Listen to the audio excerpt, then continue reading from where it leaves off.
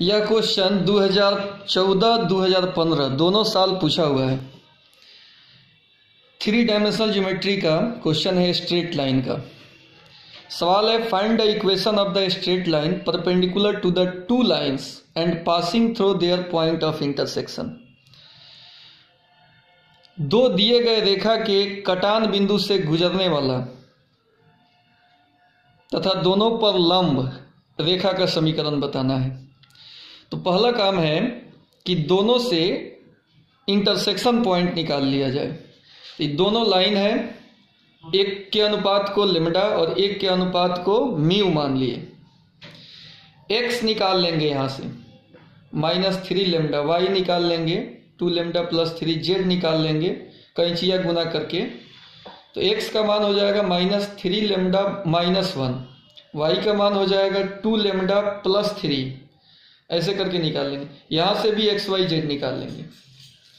अभी intersection point जहां होता है वहां x कोऑर्डिनेट आपस में बराबर होता है, एक ही पॉइंट होता है, तो x सेम होगा, तो ई दोनों सेम हो जाएगा और ई भी दोनों सेम हो जाएगा, ई भी सेम हो जाएगा। तो इसमें से कोनो दो को बराबर कर लेते हैं। इसी को बराबर कर लिए, इतना बराबर म्यू और इतना बराबर इतना। तो दो समीकरण मिला, इसको सॉल्व करेंगे तो निकल जाएगा लेमडा का वैल्यू। अब इस लेमडा के मान को किसी एक में, इसी में रखेंगे समीकरण 1 में, तो एक्स वाई जेड मिल गया। तो इससे लेमडा और म्यू मानकर जो एक्स वाई जेड निकाले हैं दोनों को कंबाइन करके, तो इससे इंटरसेक्शन पॉइंट मिला है। अब इस इंटरसेक्शन पॉइंट से लाइन का इक्वेशन लिखना है। कह रहा है ना कि find the equation of the straight line जो passing through their point of intersection. तो पॉइंट ऑफ इंटरसेक्शन तो मिल गया, कितना हो गया 2 1 और -3। अब इससे गुजरने वाले रेखा का समीकरण तो हो जाएगा x माइनस x1 बटा a, y माइनस y1 बटा b, z माइनस z1 बटा c। ये x1 y1 z1 हो गया, यहां लिख दिया। आंसर तो यहीं पे हो जाता अगर ABC मालूम होता। ई निकालने के लिए दिया हुआ है कि आप जो लाइन लिख रहे हो वह लाइन इस दोनों पर परपेंडिकुलर है। तो ये हमारा जो लाइन आया ये दोनों पर परपेंडिकुलर होगा, तो A1 A2 B1 B2 C1 C2 का मान कितना होगा 0। इस पे भी परपेंडिकुलर है, तो 1 गुना A -3 Guna B 2 Guna C भी 0 होगा। अब दोनों का क्रॉस मल्टीप्लीकेशन हुआ है, A बटा, तो A को ढक लेंगे, 2 दूना 4 -3 बराबर, अच्छा A को ढकें तो 2 दूना 4, ऐसे गुना हुआ है। अब जब B को ढकेंगे तो ऐसे गुना करेंगे, तब ना क्रॉस मल्टीप्लीकेशन होगा। A के कम 1 -3 दूना -6। C को ढकेंगे तो फिर इससे गुना होगा, 3 3 9 घटाओ 2। तो A का मान 4 और 3 7 के, B का मान 6 1 7 के, C का मान भी 7 के। इस सब मान को n में रख लेंगे, ABC के जगह पर सब कट जाएगा और यही हमारा अभीष्ट इक्वेशन हो जाएगा। ISC 2010 का पूछा हुआ क्वेश्चन है। ये भी स्ट्रेट लाइन और प्लेन के मिक्स, दोनों का मिक्स है। सवाल है find the equation of the plane passing through the point इतना एंड कंटेनिंग द लाइन इतना। एक प्लेन का इक्वेशन बताना है, तो यहां प्लेन एक बना लेते हैं। इस प्लेन का इक्वेशन बताना है। एक प्लेन हो गया, इसका इक्वेशन क्या होगा ये बताना है हमको। Find the equation of the plane passing through the point 0 7 -7। ये प्लेन पास कर रहा है 0 7 और -7 से, एंड कंटेनिंग द लाइन, और ये लाइन भी इसी प्लेन पर है। ये लाइन है आपका, ये लाइन भी प्लेन पर ही स्थित है और इसका इक्वेशन दिया हुआ है x + 1 बटा -3, y -3 बटा 2, z + 2 बटा 1। तो इस लाइन से फ्रॉम इक्वेशन ऑफ लाइन के इक्वेशन से पॉइंट मिल जाएगा।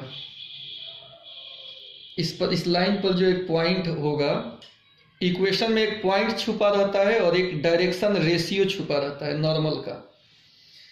तो एक पॉइंट आपको मिल जाएगा x माइनस x1, तो -1 हो जाएगा यहाँ। इसको सजाएंगे तो x माइनस फिर -1, फॉर्मूला होता है x माइनस x1 बटा a, y माइनस y1 बटा b, तो y1 + 3 है, x माइनस x1 यह प्लस है, तो इसको जब हम कन्वर्ट करके ऐसे भी लिख सकते हैं x minus -1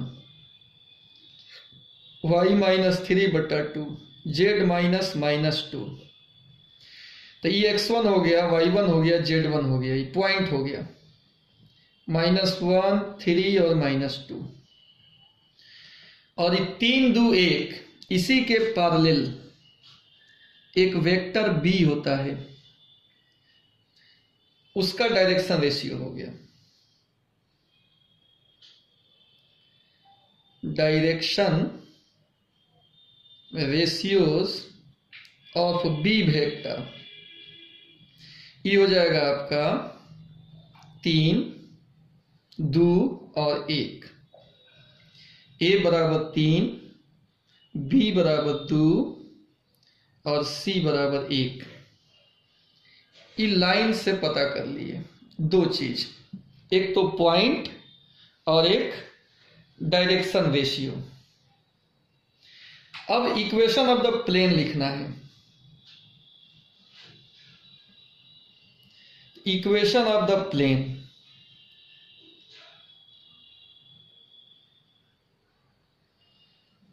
passing through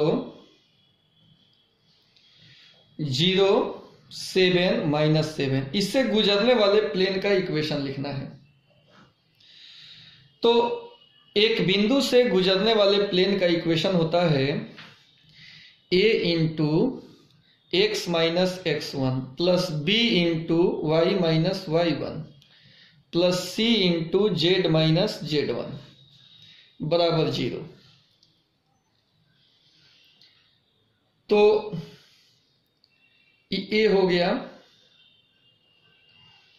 x minus x1 कितना है 0, plus b y minus y1 7 plus c z minus z1 -7 है तो +7 हो जाएगा।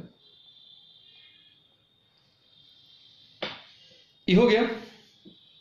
अभी जो लाइन पर का पॉइंट है वो भी तो प्लेने पर स्थित होगा। अगेन ये जो पॉइंट निकला है -1 3 -2, ये भी स्थित है lies on the plane, plane पर ही स्थित है। तो इसके समीकरण को ये भी संतुष्ट करेगा।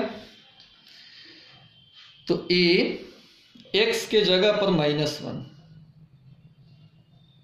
b y के जगह पर 3, c z के जगह पर -2।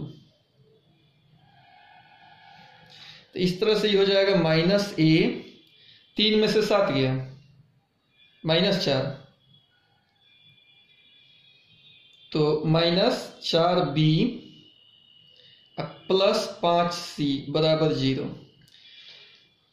एक माइनस कॉमन ले लो, a plus 4b minus 5c बराबर 0। पुनः ये जो इक्वेशन लिखाता है प्लेन का, उसमें ABC नॉर्मल है, प्लेन के नॉर्मल का डायरेक्शन रेशियो है। अगेन नॉर्मल जो होगा प्लेन का, नॉर्मल टू द प्लेन, वो लंब हो जाएगा इस B वेक्टर पर। तो अगर B वेक्टर पर लंब हो जाएगा तो डायरेक्शन रेशियो नॉर्मल का और B वेक्टर का, A1 A2 B1 B2 C1 C2 का मान 0 होगा। तो 3 इंटू ए 2 इंटू बी प्लस सी इंटू 1 बराबर 0। अब इस दोनों का क्रॉस मल्टीप्लिकेशन करेंगे बाई क्रॉस मल्टीप्लिकेशन।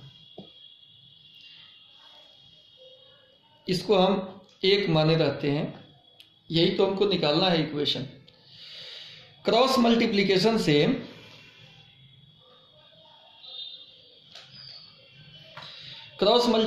से हो जाएगा, इसका करना है ए बटा ए को ढक लेंगे, 1 से इसमें गुना होगा, 1 गुना 4 यानी 4 माइनस इससे इसमें गुना होगा -10। बी बटा बी को ढकेंगे, तो इसको ढकेंगे तो पहले गुना किए हैं इससे, ऐसे गुना किए। जब बी को ढकेंगे तो ऐसे गुना होगा, पहले इस ए वाला से पहले सी में, 3 पचे 3 से गुना होगा 5 में, तो कितना होगा -15 घटाओ इससे इसमें गुना होगा तो 1 हो जाएगा।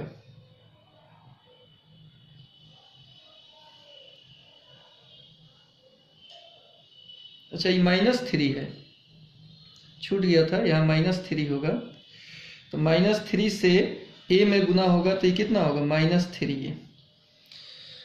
तो b को जब ढकेंगे तो 5 तिहाई +15 -1 बराबर c बटा c को जब ढकेंगे 2 घटाओ -12। इसको कुछ देर के लिए k कह देते हैं,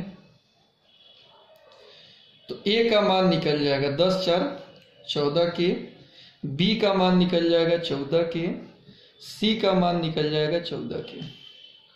अब a b c के मान को समीकरण 1 में रख लेंगे। फ्रॉम 1 इक्वेशन ऑफ प्लेन जो पूछ रहा था, a इंटू एक्स, a का मान कितना है 14 के इंटू एक्स, प्लस b के जगह पर 14 के इंटू वाई -7, प्लस c के जगह पर 14 के इंटू z+7 बराबर 0। इसको जब 14 के से भाग दे दीजिएगा, सॉल्व कीजिएगा तो आएगा x plus y plus z बराबर 0, और यही आपका आंसर हो जाएगा। एक बार देख लीजिए, प्लेन है, एक बिंदु से पास कर रहा है, इसका इक्वेशन लिखना है, और इसी प्लेन पर ही लाइन है, तो ये लाइन पर भी तो पॉइंट होगा, लाइन भी पॉइंट और पैरेलल वेक्टर से बनता है, तो इस लाइन पर का पॉइंट निकाल लेंगे, पैरेलल वेक्टर निकाल लेंगे। अब इस प्लेन का इक्वेशन लिखना है जो 0 7 -7 से पास कर रहा है, तो प्लेन का इक्वेशन होता है formula a into x minus x1 b into y minus y1 c into z minus z1 बराबर 0। इसमें x1 y1 z1 का मान डाल दिए।